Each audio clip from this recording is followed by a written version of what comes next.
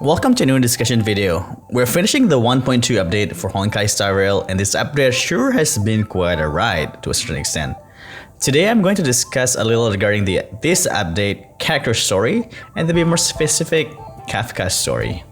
Spoiler alert, those who haven't finished the story quest, I really suggest you finish it yourself and experience the uniqueness and the satisfaction of Kafka's character quest compared to other quests, be it from Star Rail itself or another popular Hoyoverse game, Genshin Impact. First, I think this quest is very unique for Hoyoverse game, at least so far, when it comes to story structure and character dialogue. I've only been playing Genshin and Star Rail so far. I'm not sure how good the dialogue in Honkai Impact and Tears of Themis are. Before I get into discussion on Kafka Story, allow me to discuss my expectation with Hoyoverse game, story or dialogue in general, based on an experience from Genshin and few months playing in Star Rail. With Genshin, they like to add the illusion of choice when it comes to dialogue options as a silent protagonist. And when they do, they usually give options that pretty much one sentence that is divided into two options. Whichever option we pick, they tend to lead to pretty much the same response. Additionally, usually when there's a dialogue option that actually have different options, the response that we get leads from minimal to zero impact towards the character relationships, character informations, or plot progression. This makes me think that instead of giving pointless dialogue options, just make the traveler to actually have some normal dialogue, since they barely speak in the game, and I believe they should speak a bit more often. This is very noticeable during the beginning of the game until around the beginning of Inazuma. At least until towards the end of Inazuma, and during Sumeru, the quality of the content has been improving quite significantly. I mean the dialogue. I've stopped playing for about 2 updates now, so I don't know how much they improved by now with Fontaine that just came out. I haven't had the chance to try it myself, but I think I will at some point. As for Honkai Star Rail dialogue and story, since the beginning of the game, has been ranging from good to great. You can see that it's on par with Genshin to Sumeru dialogue quality. We can see that Hoyoverse has come a long way in making games. I've really been enjoying the interaction with the NPCs and especially the environment like the trash can in Belobog or the cranes around Xianzhou. As for the main story quest, it has been consistently good, unlike what happened in Genshin in Inazuma. So I don't have much to say about the quality of the main story content. As for the character quests, most of them are pretty good, as they really show a good depth of most of the character that makes us care more about these characters, honestly. There's an exception with Locha at this point, as we barely learn anything about him from the quests.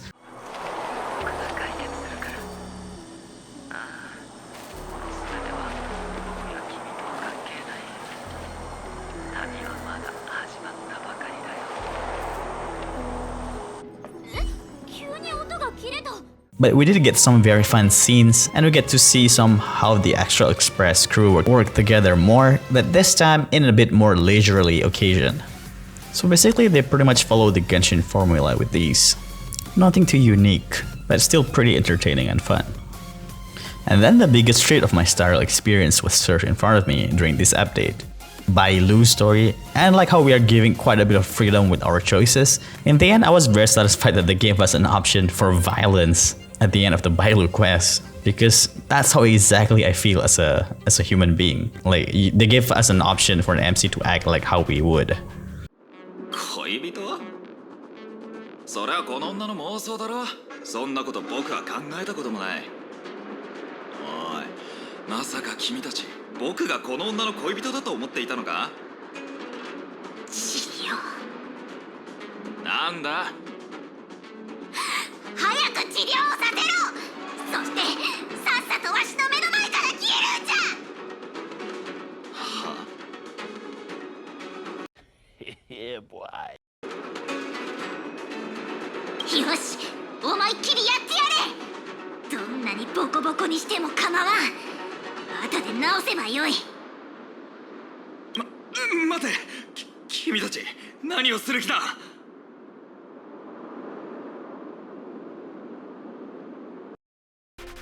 Then comes the second part of this update. Imagine my surprise when Kafka Story gave us so many dialogue options, at which each of the responses will give different information that is closely tied to the characters that we actually care about, mainly MC, Kafka, and Blade in this story.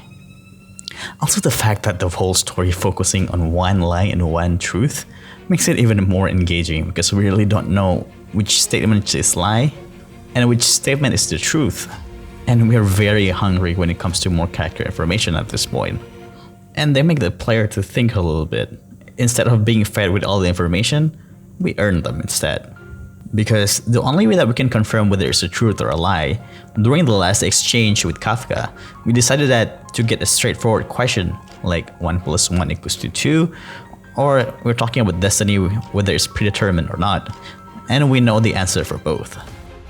And when she said the answer that is not correct, we know the first statement is the truth, and if she gave the right answer, we know that the first statement is a lie.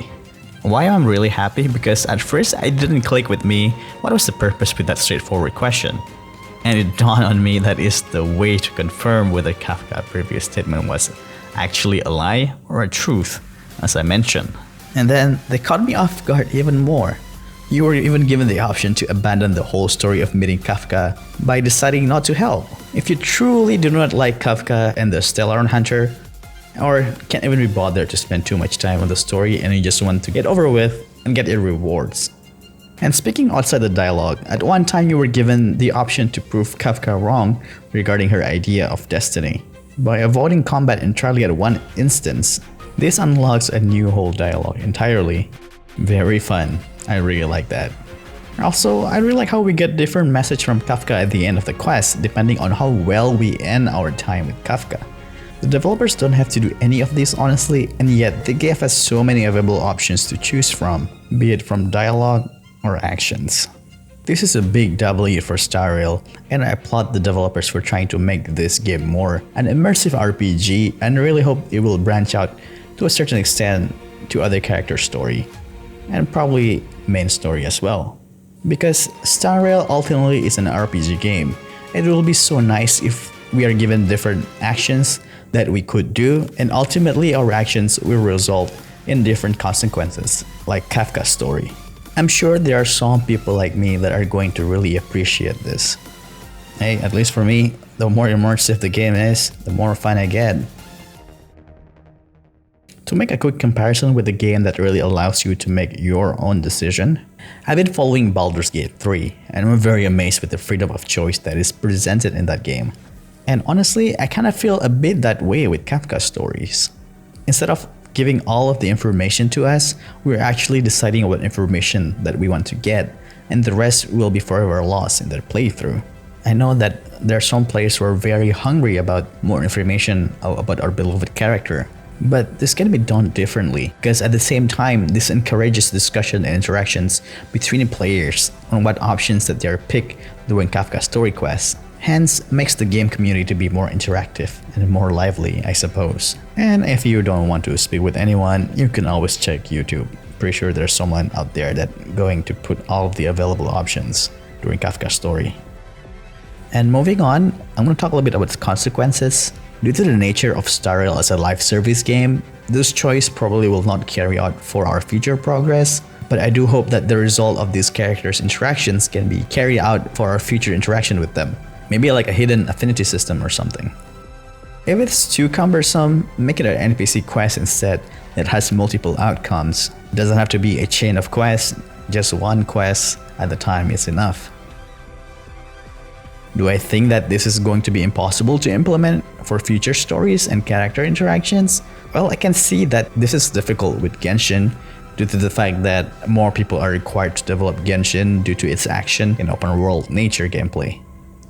While Star Rail is a turn-based RPG with segmented areas, and developers can spend more resources on actually providing us fulfilling role-playing experience, along with good stories, really fun turn-based element, mini games, and really good and interesting character interactions. Well, that's all I want to say regarding Kafka Story and future of Star Rail when it comes to character quests. Well, I'm not someone with a good literature background. I'm just a player that falls in love with Hoyover's game and gets very excited when some really fun experience with their game is being implemented. I made this video praising this good game design and sharing my excitement on the internet. So if any of my viewers have similar opinions regarding Kafka Story, do leave a comment and let me know what I'm missing and lacking in this kind of discussion. Hopefully those who are not that interested with the Star Rail story would be willing to spend a little bit more time with them. I'm learning every day so that I can make a better discussion content. If you disagree with me regarding Kafka Story, do leave a comment why as well. Hopefully I can learn one or two things from it. Anyway, thank you so much for listening to my rambling as a fanboy of Star Rail. If you want to hear more about how Hoyoverse related discussion video, do leave a like and subscribe to my channel, as it would help me so much to keep making content. Because it is really easy to lose motivation these days. Other than discussion video, I'm also making some Star Rail challenge videos and gacha rolls as well, so look forward to that. Till the next video, stay sharp gamers.